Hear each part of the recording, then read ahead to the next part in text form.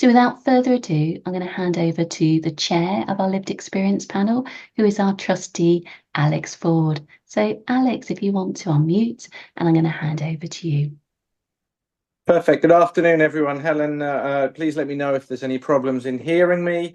Welcome, everybody. It's really amazing to see how many people have signed up for this event. And I think if everybody knows the history, there's been some real ups and downs, and we can confidently say at the moment we're on a huge up. So thank you very much for all your support and time.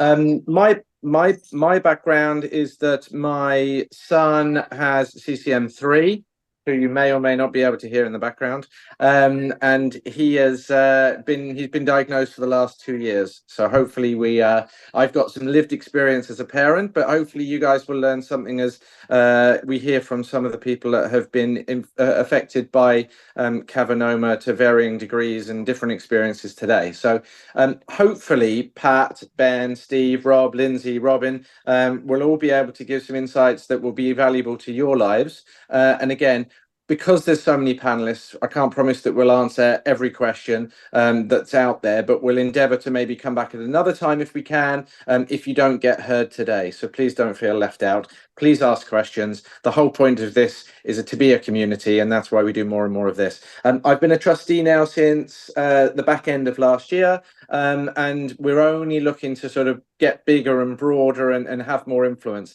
So again, if there's something that you hear today that inspires you, then we'd love to hear from you as well in any capacity. So, well, hopefully this all goes ahead, all okay. Pat, hopefully this is going to put you on the in the limelight just for a few minutes here. We'll try and give everybody an equal footing. So we're thinking sort of 6 to 10 minutes, somewhere in between that, for everybody to have a chance to speak. Pat, if we start there, if you can hear me okay, could maybe you begin by telling us how you found out you had a Cavernoma? Let's start right at the beginning. Okay, well, by 2007, my GP kind of thought that these weird sensations I was experiencing for a couple of years might be neurological. Sent me to a neurologist who did diagnose seizures and epilepsy.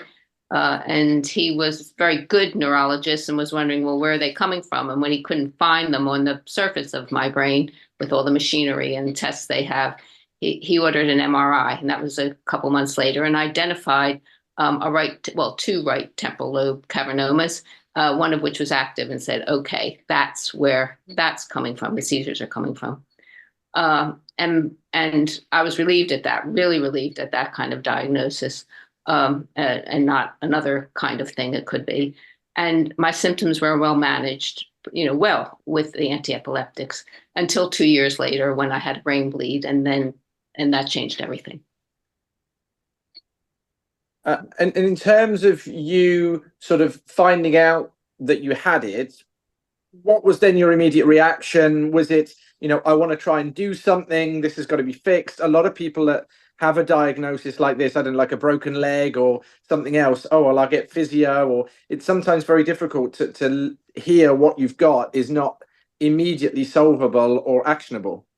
No, I mean, the anti-epileptics did a great job. I had in dealing with these with the seizures I was having, like 50 a day at the time of these temporal lobe seizures. I wasn't passing out. I didn't have the convulsions of the other sort of seizures, and I had stopped work.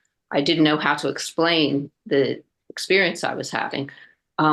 When he asked me to come to his office the day after the MRI, I thought, whoa, this could be bad. But it seemed to me that a cavernoma, something that was not a fatal brain tumor, that was not neurodegenerative in the same way other kinds of illnesses could be, and that could be managed, and that I could have a life with, was a relief. It wasn't until the brain bleed that things changed. It's interesting because I think some people would hear this and want to have an immediate solution. I guess there's a spectrum, and some people are very lucky to have a diagnosis and not too much impact immediately. Other people is completely the opposite of that. So I think it's, for some, it's very, very difficult to hear that, well, it's anti-epileptic, great, but you've just got to watch and wait and see what happens. You know, you're in this. Some people feel they have an almost an optics of a ticking time bomb. You know, but at the same time, you felt very lucky that actually it could have been much worse. I felt lucky. Yes, absolutely. I felt lucky that until the brain bleed happened, I had more neurological deficits. And then I was faced with the prospect of having to have surgery, and that pulled the rug out from under everything. And I became incredibly anxious at the prospects of surgery. And should I go down that route or shouldn't I go down that route? And I think sometimes this is really difficult to talk about. So I appreciate you putting yourself forward for this. But, you know, I can only, when my little boy was diagnosed, it was, what do we do? And whatever. It's this sometimes a hopelessness or, well, I've just got to wait. How did you decide? Was it the doctor that told you to wait and see? Or was it you? Was there an option of surgery and wait and see, and you decided one or the other? No, this is what was really interesting to me anyway, because that debilitating anxiety, the brain bleed happened, which wasn't the worst brain bleed in the world. I mean, I hit floor and came to, but and had more neurological deficits from that. But I saw two consultants, got a second opinion. They said the same thing. Look, it was, if anybody saw Rustam's talk this morning, it was that situation. You probably should have surgery, both said, to remove this thing, to prevent the risk of a second bleed. It's big, it's enlarged, it's got way bigger, it's the size of a ping pong ball, 4 centimeters. But one said, and I think this might be perceiving my anxiety of not wanting to go down that route, my fear of brain surgery. I mean, a lot of people would want that just pulled right out. Look, we could have a watchful waiting period of 3 months. We could wait 3 months, see if it calms down, see if it shrinks, and then reassess. And I embraced that. I embraced that second opinion. They otherwise agreed completely. But because they both said that you should choose whether you want to go down that route, because the risks and the benefit of such surgery are 50-50. It's in your right temporal lobe, but it's deep in there.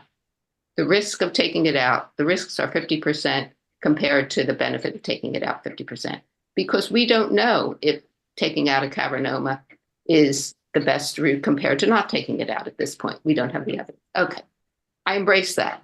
I embraced it because it would be a time of hope that I could. Hope seems to be our leitmotif of this conference today, this forum this year. A hopeful time. Maybe it would calm down, and I could put the decision off. 3 months down the line, it didn't calm down. So in the end, I made the decision to have the surgery, because my wonderful surgeon kind of gave a hint. It's not a bad idea to do that, on balance, because somewhere down the line, you'll probably have to have surgery. It's probably better when you're younger rather than older. And that watchful waiting period was a test, I thought. The decision made itself. So watchful waiting was a good idea for somebody like me. It helped me make a decision. And the next panelist did have some surgery. I guess the last question I'd have for you is, in hindsight, there will be people listening that are going through that process that you'll go, either just been told, either been decided to wait and see in that 3-month period, whether it calms down. In hindsight, are there any other questions or anything you'd done or anything different that you would have liked to have happened in that period, or that's difficult to tell because you're so anxious? No, I mean, I'll tell you, I'd love to share a few things. Never underestimate. I said to myself, never underestimate the power of anxiety. It was absolutely overwhelming. The watchful waiting period did not change the anxiety at all. That didn't lift the anxiety. What was fantastic, and I suspect everybody knows that here, is the support. So important was the support I got from so many people. The practical support, the emotional support from friends, from family, from Emily, you're there, from from my doctors, from my GP, from the neurosurgeon. Fantastic. That was important. Those were little pockets of joy, little oases, little normalities. But also, what I wish I had done that I didn't do was seek some professional support for the anxiety, maybe a little bit of talk therapy or something. I don't think it had to be anything big, but I wished I had done that. And because these strong emotions, the anxiety, the uncertainty, was I going to make the right decision? That absolutely stayed with me, and it was overwhelming and debilitating up until the time I was wheeled into the surgical theater. And then as soon as I went through that threshold, I felt safe. I heard my anesthetist. I felt safe. But until then, I was crazy lady. So that's what I'd like to share. But if I can just say one more thing, and I don't want to take up too much time. One of the things I feel like I came out of this, and maybe this is about everything, is thinking in the bigger picture, socially, clinically about this. I really think we need deeper insights, maybe about the emotional, physical, psychological, physical effects of these things. More research in this area, something. And maybe that's all about everything, because we always need more insights. But I really feel strongly about that.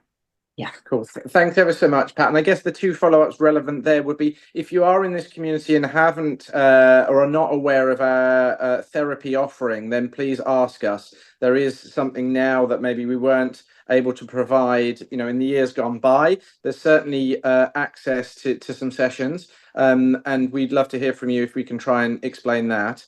So great. Thank you so much, Pat, for your time. I'm going to skip over to Ben, if that's okay, and appreciate you being so candid. It's not that easy to talk about things. Ben, you have had surgery, both neurosurgery and stereotactic radiosurgery. A lot of long words there. Could you maybe sort of just simplify what the two surgeries entail and what they differ? Because it's easy to read about them but not really understand the detail or what they actually mean in layman's terms. Yeah, thank you, Alex, and thank you for inviting me on the panel. Thank you, Pat, for your thoughts as well. Yeah, so I'm Ben. I am 58. I live in Scotland, and I was diagnosed. I was living in Birmingham. I was diagnosed 25 years ago. And I was told at the time that surgery was a really good option, and that it would really help me. So I went for it. And they had to, I had just had a bleed, so they had to wait for the blood to reabsorb before they could go in. So they did go in.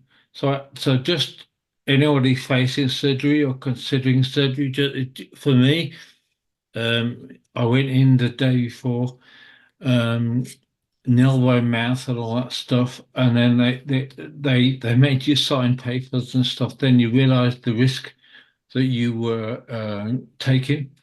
Then I had the operation, so my world changed then. So I was in there for 8 hours.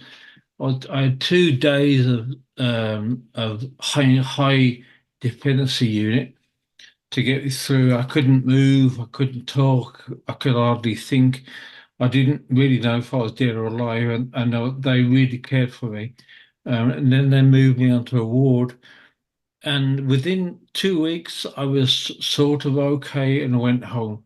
So that's what happened. Now, in the actual surgery, of course, I wasn't awake, but they must get your body to a particular position so the surgeon can really do well with the places going into. So your head gets moved into all sorts of positions, I think. And so when I came around, my whole body was aching, and I had pin marks in my head, in my skull.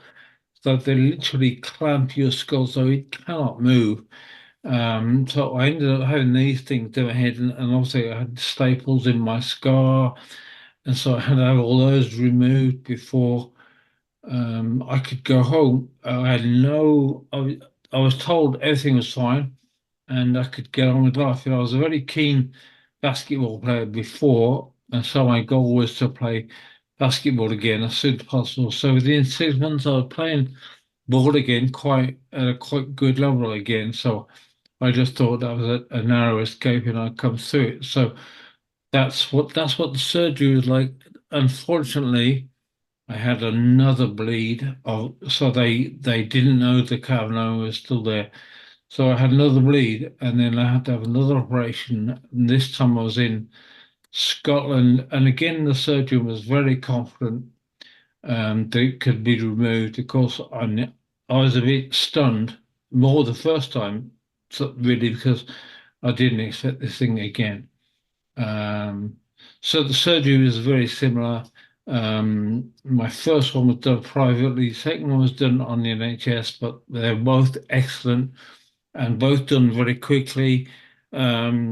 8 hours in surgery, and then, but I would say, I would like to get back to what Pat said, that there is a physical aspect to recovery, but there's a bigger, I feel, emotional aspect to recovery. I think there's a what I mean is, I think when your brain is is interfered with so physically, I think something happens to you. It's so out of any reason that you. So I was having some really difficult times to recover, more emotionally than physically. I didn't when after my second surgery, I never recovered to the point of when I play sport again.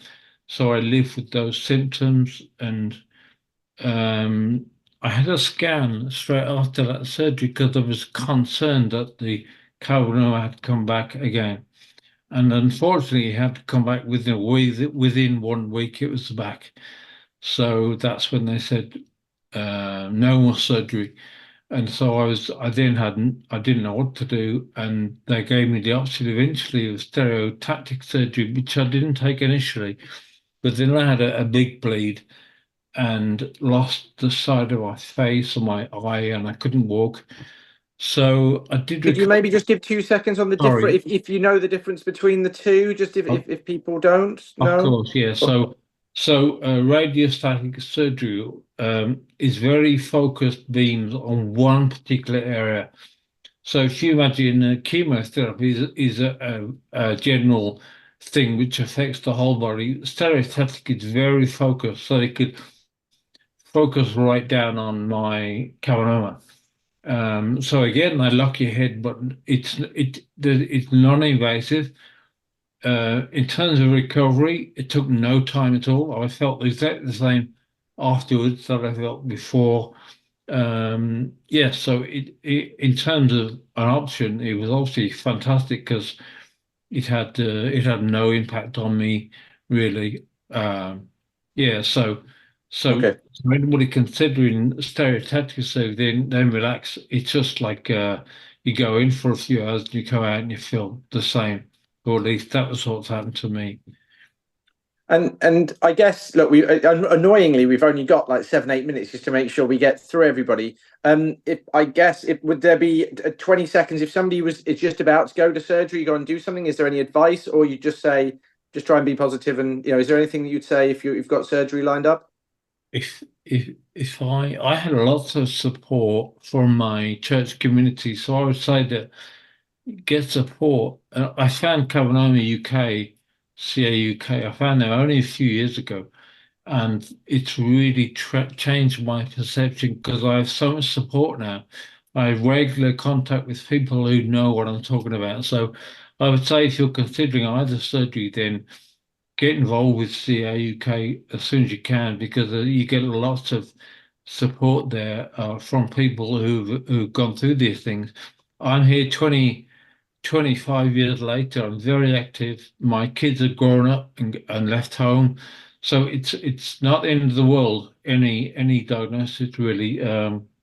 So yeah, I live in Scotland with my wife and we're very happy. We just need to deal with my symptoms and that's we manage my symptoms. Other than that, we're okay, we're well. Thanks, Ben. I really appreciate it. And look, I think your openness and everybody else's here is just trying to build that community, which helps for support. And whether it's the Snowdon climb or anything else, there's more and more people that are getting involved, and hopefully we can only make it better for either people who have conditions already or find out tomorrow that they have something. So really appreciate that. I'm going to jump over to Steve if that's okay. Thanks ever so much, Ben. Steve, I think we sort of know that surgery can be incredibly successful. It can have mixed results, etc. You obviously took a little bit longer to recover from certain symptoms. I guess going on to community and various different things related to that. I don't know if you can just give 20 seconds on your experience and maybe tell us what got you through the time when you were coming out the back end of surgery. Don't know if Steve, you can hear us. I'm off mute now. Yeah, I mean, that's far. I mean, I was really hard hit by both my stroke and the surgery. But as far as getting through, I did it a hell of a lot quicker than certainly most, but absolutely compared to what the expectations were. How I got through the time and how I recovered my movement, I sort of tied in.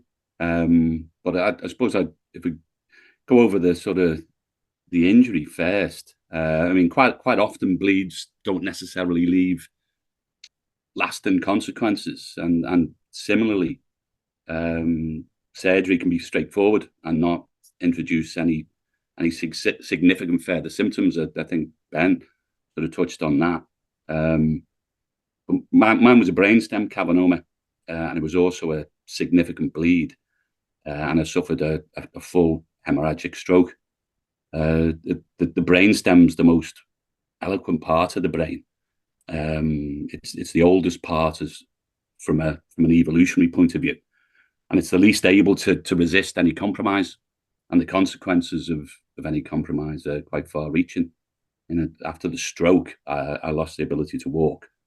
I had loss of strength and function down the left-hand side, and various problems with vision, from double vision, impaired eye control, and I was hospitalised for 2 weeks, and then I had 10.5 hours of surgery. I would imagine the average is probably 2 to 5.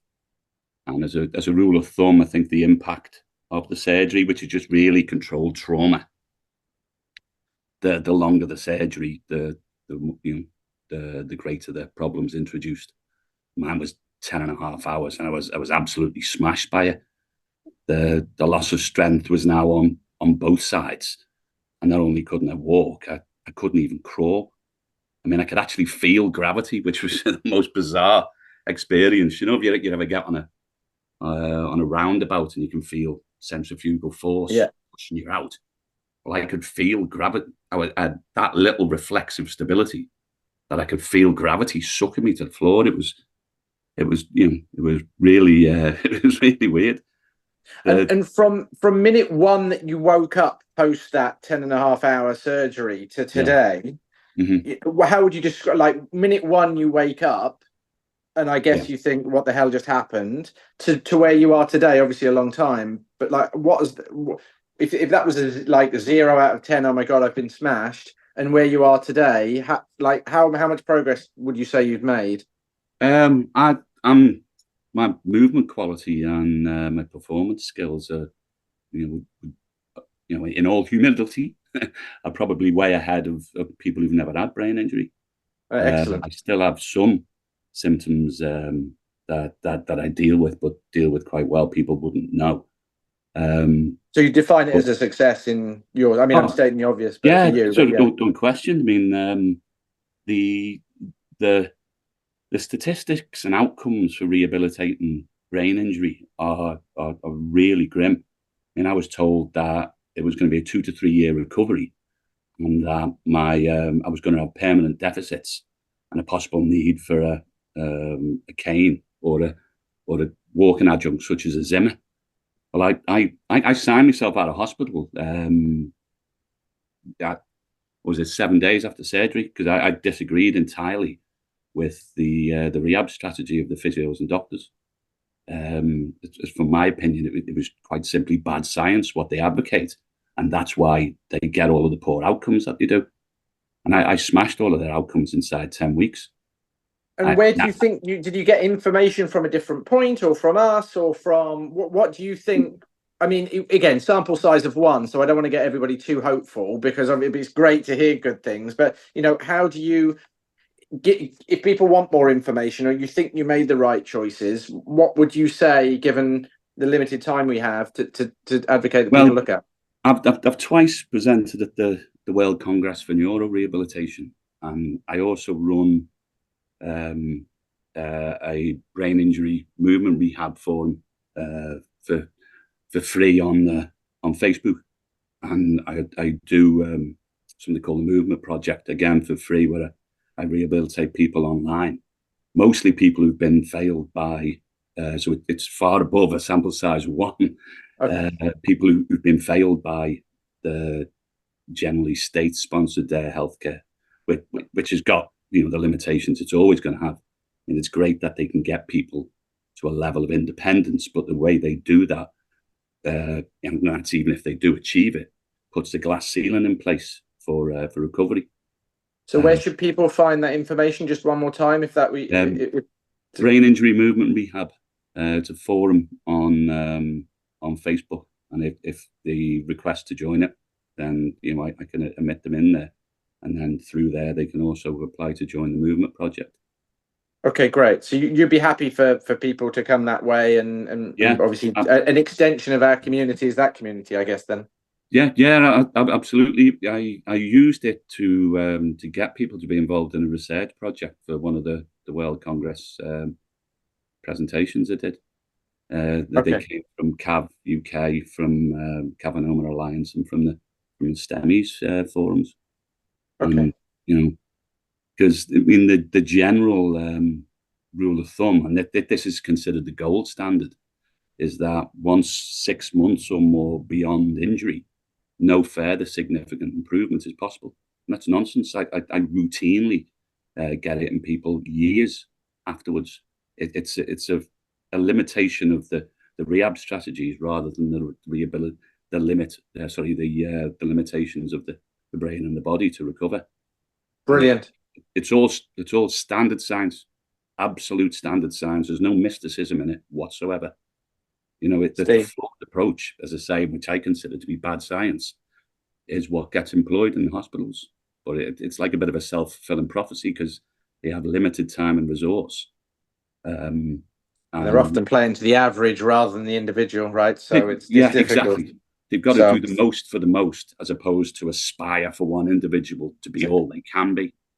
So I think Helen has actually shared on the group chat here. I don't know if anybody, if people haven't noticed it, there's a group chat on this Zoom where Helen's going to share some information, including a link to the Facebook group. So Steve, it's just so good to hear all sides of everything, and to have something so optimistic, and look, all the efforts you put in are really appreciated by the gang. So thanks so much. I'm going to have to skip over to Rob and Lindsay, if that's okay, unless there was something that you needed to add, but I think if people can contact you by that.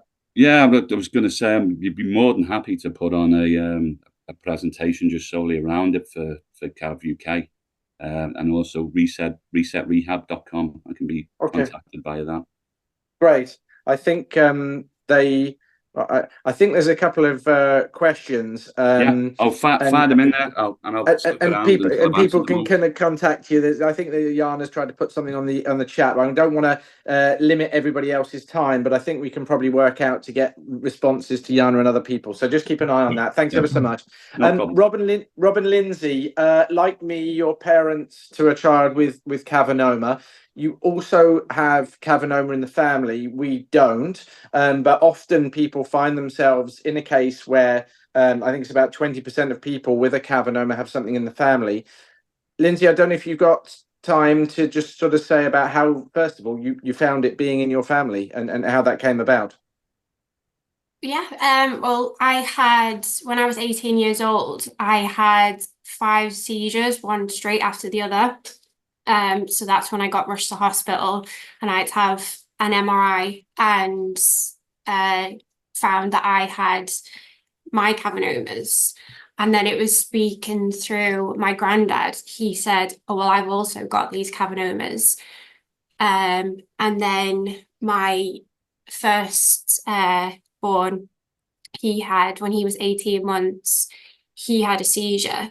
So then we had to get him to the hospital, and we found out he had them. Yeah, that's when they did the genetic testing. That's when they did genetic, because obviously there was me, there was granddad, then our first little boy, then our second little boy, he has them.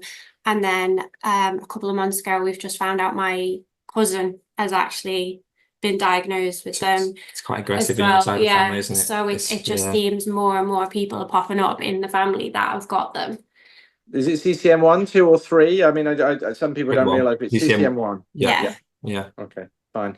And I guess you both wanted to be on here just again to build this community and make sure more people are aware. And it's one thing when maybe you have them, but when you have the kids that have them, it's sort of, you feel this responsibility and something you should try and do your best. Drawing on what you guys have either done to date, learned to date, is there any advice you'd give to people, or do's and don'ts, or I mean, there's absolutely loads. Obviously, this is all just our opinion and our experience. But yeah, just for a little bit of context, we've got two little ones. We've got a 7-year-old who had seizures at 18 months, as Lindsay said. He was taken to hospital. They found out that it was the Cavernomas. Touch wood, he's been asymptomatic since then. So that was part of our experience. Quite lucky, really. Then our youngest, Mason, has been a completely different kettle of fish. So he had a stroke in October 22. And funnily enough, I actually spoke to Steve at the time. About his movement and whether that was possible to actually get that back. He then had another significant hemorrhage in April 23. So when he was just over 1. He then went on to have 2 pretty significant brain surgeries. So one of them was on his thalamus and his midbrain. So that was, they intended initially to sort of wait and see. They didn't want to operate on it initially. Dr. Malucci at Alder Hayes, absolutely fantastic. So with the entire neurological team, to be honest. But initially, they didn't want to operate on it. When they did his second follow-up MRI, it wasn't behaving. And it was the area of the brain. They basically said it's a light switch. We can't take chances with that. So I suppose I've got quite a lot of advice that I'd like to give out. Realistically, I think information is probably your biggest defense. But be really careful with Google, because it can be your worst enemy. And if you're anything like me, you'll Google, you'll go onto scholarly articles. I mean, Lindsay will tell you, I've read absolutely everything. You can get yourself down rabbit holes. But there's plenty of really good information on Cavernoma UK's website. They really simplify it down. They break it down into layman's terms. But yeah, I think you've got to be so careful with Google. You will get lost down those rabbit holes. You will panic. So trust the professionals that you're talking to. Challenge them, ask for second opinions. That's brilliant. Like Pat was saying, second opinions are vital. But definitely challenge them, definitely talk to them, take the time, ask the questions. I mean, I'd be sat there for like 10 minutes, wouldn't I? When we had the neurological team in front of us, before Mason's surgeries, I would sit and I'd ask question after question after question, because I'd have been up the night before reading. But yeah, pick their brains. Don't be afraid to do that. They're absolutely fine with that. That's okay. I know at the end of the day, it's your decision. We had surgical intervention with Mason. Touch wood, we won't have to with Leo. We're sort of monitoring that one. But communication, yeah. You become an expert, don't you? And you have to become an expert to push them to. Yeah, you actually have to. I think it's crucial to have that information in front of you as well. I think burying your head in the sand, which is kind of what we did with Leo. We didn't want to think about it too much.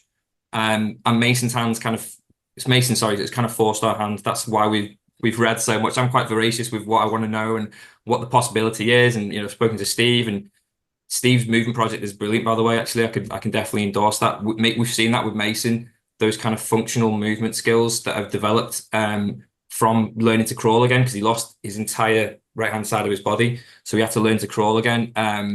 Weren't ever sure whether he was going to walk, and then he started walking just before Christmas, which was amazing. But yeah, just communicate as well. Communicate, speak with your family and friends. Make sure that if you've got children in school, speak to the school, let them know, make them aware of what they do have. Our school's fantastic. They've got quite a few SEN kids as well, so they are very understanding. But sorry, yeah, Leo's school, not our school. But yeah, definitely speak to them, make them aware of what the situation is, because I mean, if your child has a bang, has a knock at school, realistically they'll probably call you anyway. But any kind of bump that Leo gets into now, they will call us. They'll let us know. I can go and have a look at him. I can make sure that he's okay. I'd also speak to your employers as well. Just make sure they're aware of the situation with your children, because I think honesty is the best policy in that respect. Obviously, individual circumstances dictate how you want to approach that, but that was just what I've done. I've been very lucky with my employer as well. He's been very understanding. But yeah, like Steve was saying, reach out to the wider community as well. There's some fantastic Facebook groups. Cavernoma UK have got an amazing network. We've made the decision recently to start getting more and more involved. We've kind of been in survival mode, really, haven't we, for like the last year, to get Mason through his rehabilitation and get him through what he's been going through. But he's doing really, really well now. And, you know, the Snowdon Walk you were mentioning, we'd love to be on that. We'd absolutely love to be doing that. Anything that's up here, and we're in the Northwest, we're near Steve in Liverpool. So any events and stuff, we'd love to get involved. And any questions that anyone's got, anyone wants to, maybe Helen could put my email in the chat or something, that's fantastic. I don't mind answering questions or anything beyond this session, if you like. I appreciate you just dive into stuff and dig. What the great thing is, we've got a little bit, I mean, touch wood, we seem to be going in the right direction with in terms of sort of projects we're trying to work on, and also funding that's being raised. And Helen's just put on the chat there's a new resource for people that have kids that need to educate the people that are interacting with them, that we've put together. Hopefully we'll only get more chance to do similar things to give people support. But like you say, if the more people we can have, because funnily enough, some of these doctors don't ever see these, or only see them once a year. So you do become an expert, and this forum probably knows more than others. You have to be careful, but just there you go. Just, I really appreciate your time. And look, again, same, I'm a parent. I like you, read a lot. So, you know, I'm always happy for people to reach out. I think the other thing is, I never really understood what the trustee group did. We have Helen as a main employee, and they're basically, the trustees sit on top, making sure that Helen is guiding this charity in the right direction. I happen to be the research lead for it, just because I tend to read like yourself. But other people, if you're keen, you want to find out more information, or you spot something that's interesting, then feel free to reach out to us. You know, there are loads of resources that we're looking into, and then there's obviously Alliance to Cure in the US, and they have sort of 10-20 different things that they're trying to explore at the moment as well. And again, I ask them a question if we don't know, and just trying to expand the network of knowledge that we have. So I really appreciate it, Rob and Lindsay. Annoyingly, we have to skip on again, otherwise we're going to be on the one piece. So thanks ever so much for your time, and hopefully we come across each other very soon.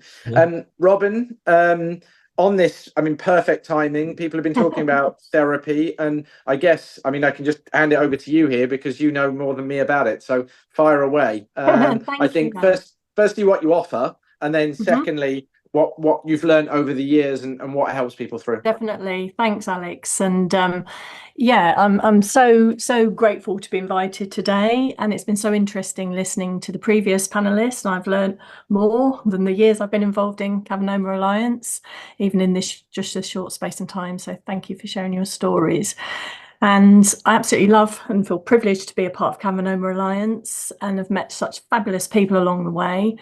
And it continues to be an absolute privilege to sit with people via Zoom, which we learnt about in the pandemic. You're on mute and all of those things, but it's offered us the opportunity to connect broader within the Alliance, which is wonderful. So we can offer up to 4 funded sessions, depending on what you're bringing, depending on what you're needing. And also we have a monthly therapeutic group that meets, which is also full of gorgeous people. I always start by telling people that I don't live with a cavernoma myself. I think that feels really important to say.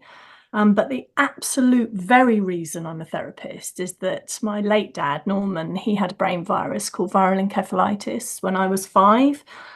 And he survived, but was profoundly affected by his condition. And this was in 1970, and there was not anything available. He had a little bit of speech therapy, a little bit of support, rehabilitation, but there was nothing emotionally, socially connected wise for us as a family. So that is the reason I'm a therapist. And I describe myself as an integrative therapist, and I can draw on different modalities of therapy, if you like, but ultimately it's about the connection between 2 people, which is so important, But if someone wants a worksheet, we can create a worksheet. If you're happy with worksheets, we can. But I'm mostly and really interested in our whole selves as humans, not just our thinky brain bit, but our bodies. And they really do hold the score in terms of any trauma that's associated with a condition, experiences of that condition, etc., and something that happens to us in life. And it's of such importance that we understand what's going on for us. It can give us so much information, our bodies, not just from a health perspective, from an emotional perspective as well. And I love the idea of folks bringing all of themselves to therapy. When I've had therapy in the past, I bring my very best self, and I'm always extremely well behaved. But you don't have to do that. You can bring your anger, you can bring your frustration, you can bring we can rage together. It's fine, and we can laugh together too. And I think bringing all parts of ourselves can be transformational. So what have I learned was the question, Alex. Thank you for that one. I've been able to learn about the people within the Cavernoma community and how folks can live well with Cavernoma. You know, as Ben was saying, as Pat was saying, all the people that have spoken before. How do we live well? How do you live well? What are the skills that you already possess? And we already possess a whole host of strategies, even if we're young and small, that helps us navigate our way through life, whatever that might throw at us. And I think sometimes when we're thrown a new ball, thrown a new curveball, we sometimes underestimate the power of what we already hold in ourselves. Some of these coping strategies might be healthier than others, and some may benefit from having a light shone in them during the therapeutic connection. And I've really learned that the Cav community in general has such a deep sense of inner knowing as a whole, as individuals within the community. And this is much more than knowledge and facts. I hear what you're saying, Rob and Alex and others. We need to know the answer. Dr. Google, where's Dr. Google? Because that's a human condition, isn't it? Uncertainty is really hard to live with. But things I've noticed also are the resilience, resourcefulness, tenacity, pragmatism, what big words I'm using today, and the experts by lived experiences. And Alex, you've referred to that. You're experts. All of you are experts in your lived experience. Humour is one of the things that comes out in the therapeutic connection often. It's something I use as probably a mature defence, and sometimes it works, sometimes it doesn't. But it's quite a healthy one, and I've seen this in the Cavernoma community from, you know, someone naming a single Cavernoma as Claude. This Claude, I have a relationship with Claude. Or if multiple Cavernomas are present, naming them after the full England squad, the football squad. And I apologise if that's triggered anyone that's recently watched the football. So that's my attempt at humour. So within these sessions, we explore how Cavernoma may impact the whole self of those affected, and how it might also affect those around the person with the diagnosis. And we know, you know, living with a long-term health condition, a rare condition such as Cavernoma, can have a significant impact on the whole, the physical body, the mind, the soul, communication, identity, relationships, feelings, and emotional and health and well-being, which Pat and particularly Ben have both particularly referred to, which is really interesting to hear. Everyone is unique in their experience with Cavernoma, as we know, but I've kind of learned over the years that commonly felt things linked to our mental health might be fear, guilt, anger, confusion, discombobulation. That's my best word of the day, especially in the early stages of the diagnosis. But not all feelings are negative. And as Pat said, there was relief there. You know, there was relief in terms of now I know what this is. And it might be a journey in terms of learning what it is and how it impacts and everything. But some people can feel at last somebody's listened to me, that I haven't just been imagining what's going on in my body. And sometimes, you know, simply naming our feelings associated with this can be really powerful and helpful, and not kind of stuffing them down, avoiding connecting with them. I think you said, Rob, head in sand. It's a really understandable place to go, isn't it? At first, it's like, oh, what the hell? Yeah, excuse my French. Being curious about them and connecting with what they're trying to tell us, because our feelings are powerful messengers. They really are. And I've learned that sorry, Alex, are you trying to? No, that's it. I was going to agree with you. Go carry on. Just a little bit more. And I've learned that the roadmap to live well with Cavernoma is different for everyone. And I like to use sort of metaphor and imagery in the work, and people like to use metaphor and imagery in the work. And I want to link it to Snowdon, if you don't mind, joining in with this. But has it felt like a massive mountain to climb? Has it been tough, tiring, rocky, cold, wet? Have you needed a rope? Have you needed crampons? Have you needed a dog? Have you had poor people walking alongside you, which I hear you have? Have you been able to say when you need to walk alone and need some time with this on your own? Have you had someone helping you up the steepest parts? Have you needed to rest? Maybe lots of rest along the way to catch your breath. Have you reached the top of your mountain? You know, awful thing when you go for a walk and you think you might have reached it, and then you look over and there's another bit. Yeah, or what's it like at the top if you've reached the top?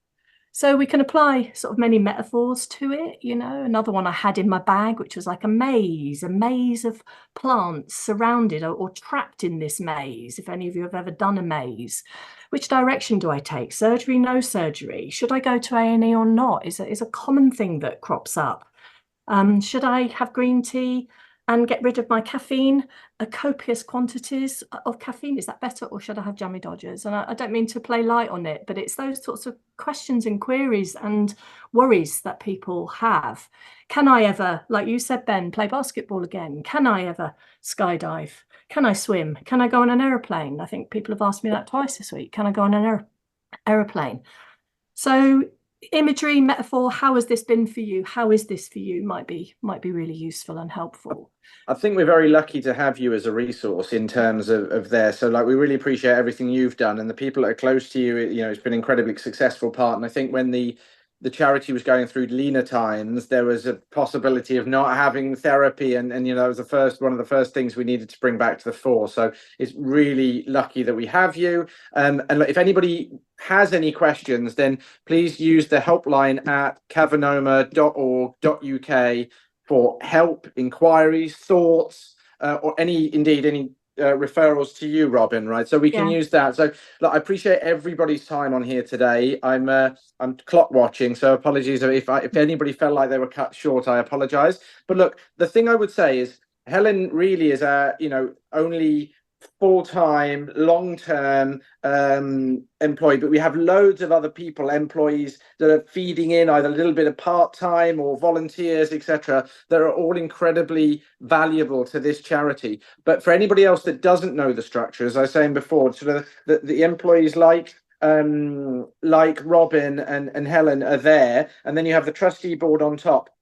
This was sort of an alien idea to me, but in essence, we make sure that the charity is going in the right direction. It's not some random bunch of people. It's us. It's humans. It's people that have lived experience or similar experiences in other fields that feel compelled to get involved. So if you feel like that, please just message us. I can't promise that that we're going to have you involved right now, but everybody feels connected to this condition that's listening today, and it's not some anonymous thing. I have obviously a full-time job elsewhere. I work in finance. I've got 2 other kids that are completely unaffected by this, but I just wanted to get involved and give more to this. This is what the community is about. Ask questions, help. Everybody, you wave when somebody's got a dog and you've got a dog. This is almost the same thing. Let's just speak to each other, and it's not something anonymous. The more people get involved, the better it becomes. And I actually think it's a really cool charity. From being in somewhat financial dire straits a few years back, we're looking, touch wood, very, very strong, and only trying to expand where we have the personnel means to do so in as many areas as we can to help you and help somebody that doesn't even know that they're going to be in help the tomorrow of maybe who us is. Alex, thank you. Yeah, there you go. Thank you so much. I mean, thank you so much for chairing and being our trustee. And I just want to say thank you to all of our panel members, Steve, Rob, Lindsay, Robin, Pat, Ben. Incredibly thoughtful and thought-provoking conversations today, and I know you will have left us all wanting more. And as Alex said, please do get in touch. Anyone, helpline at cavernoma.org.uk.